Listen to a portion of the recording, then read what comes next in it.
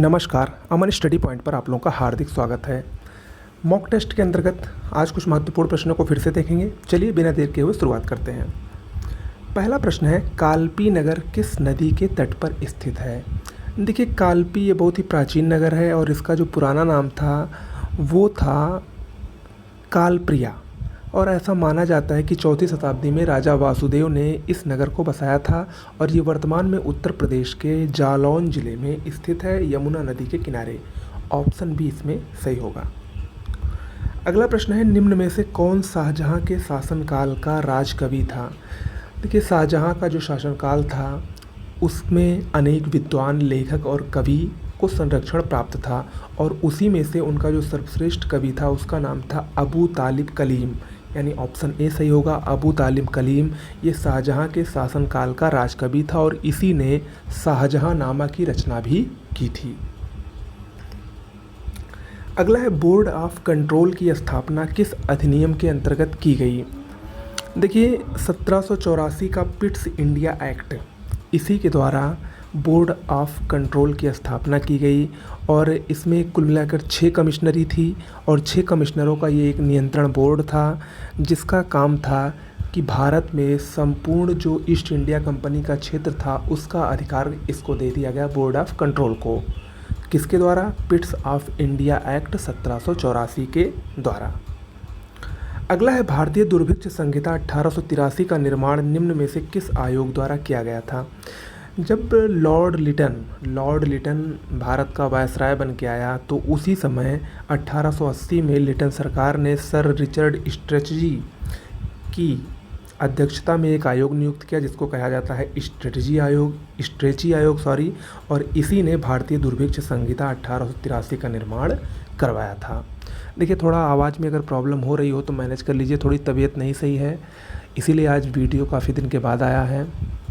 सो धीरे धीरे सही हो रहा है और 1 अगस्त से आपको बृहद कार्यक्रम हमारे चैनल पर मिलने वाला है जिसके बारे में हम आपको 1-2 दिन में सूचित कर देंगे। उससे पहले जीएस, हिंदी और करंट अफेयर्स की अगर आपको ऐसी पीडीएफ नोट्स चाहिए जिससे कि आपका पहली बार में ही lower PCS mains, BEO, RO या यूपी पीसीएस प्री क्वालिफाई हो जाए तो उसके लिए हमारे चैनल पर आपको प्रोवाइड किए जा रहे हैं लगातार जीएस, हिंदी और करंट अफेयर्स के बेहतरीन पीडीएफ नोट्स।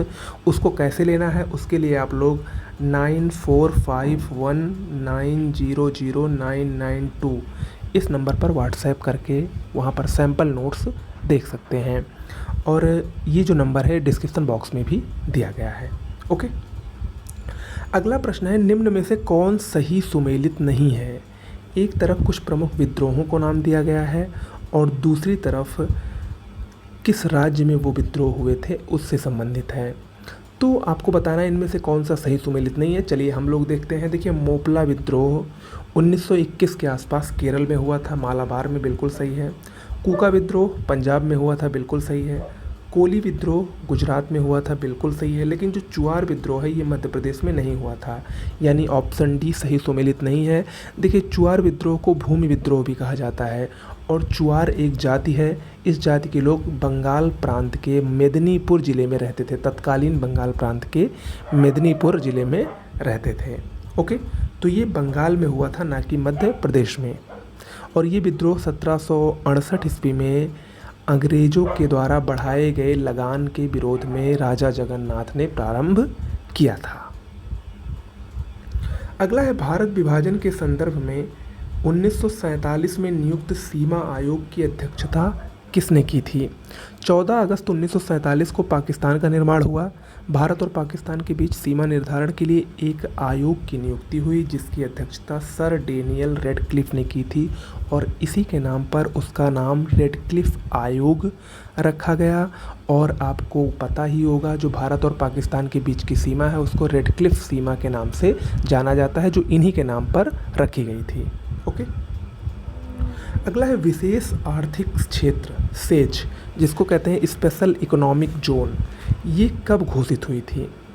देखिए, निर्यात के क्षेत्र में वृद्धि लाने के उद्देश्य से केंद्र सरकार ने 1 अप्रैल 2000 से स्पेशल इकोनॉमिक जोन यानी विशेष आर्थिक क्षेत्र को अनुमति प्रदान की थी। तो यानी अप्रैल 2000, ऑप्शन ए इसमें सही होगा।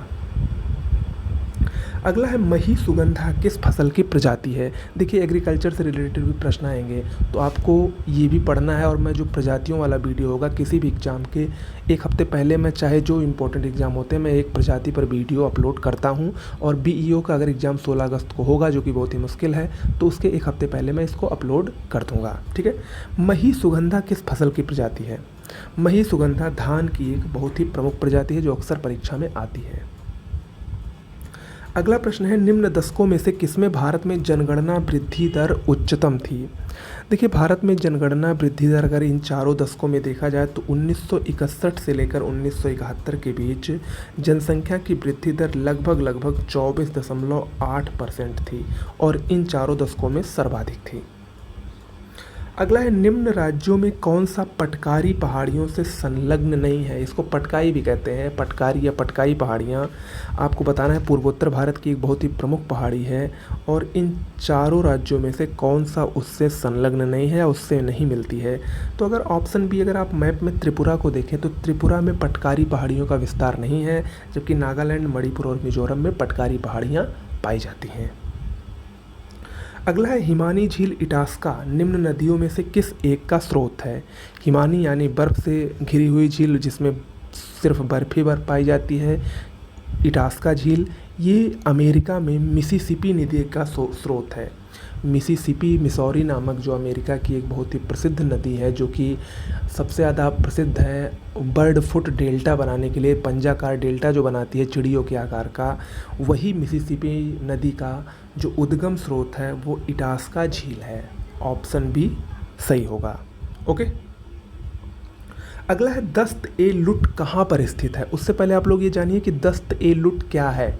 देखिए दस्त-ए-लुट एक मरुस्थल है। ईरान में 2 मरुस्थल हैं, दस्त-ए-लुट और दस्त-ए-कबीर। मोस्ट इंपॉर्टेंट है, याद रखिएगा। ऑप्शन ए सही होगा, ये ईरान में स्थित है दोनों। अगला है निम्न में से कौन एक सही सुमेलित नहीं है। एक तरफ घास के प्रमुख मैदान हैं और दूसरी तरफ किस देश में स्थित हैं उसका नाम दिया गया है या किस महाद्वीप में है।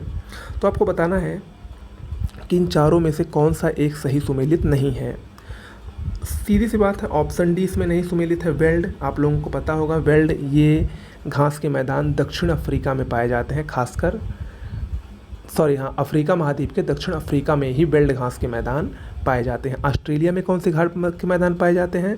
ऑस्ट्रेलिया में डाउन्स नामक घास के मैदान पाए जाते हैं जो कि शीतोष्ण कटिबंधीय घास के मैदान होते हैं।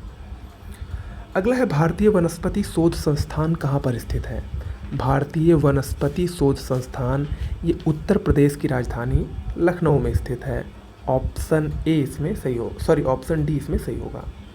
अगला है निम्न स्थानों में से कहाँ पर शाकंभरी देवी मेले का आयोजन किया जाता है। बहुत ही प्रसिद्ध मेला है शाकंभरी देवी मेला। ये प्रत्येक नवरात्र में सहारनपुर में लगता है। ऑप्शन डी सही होगा, सहारनपुर।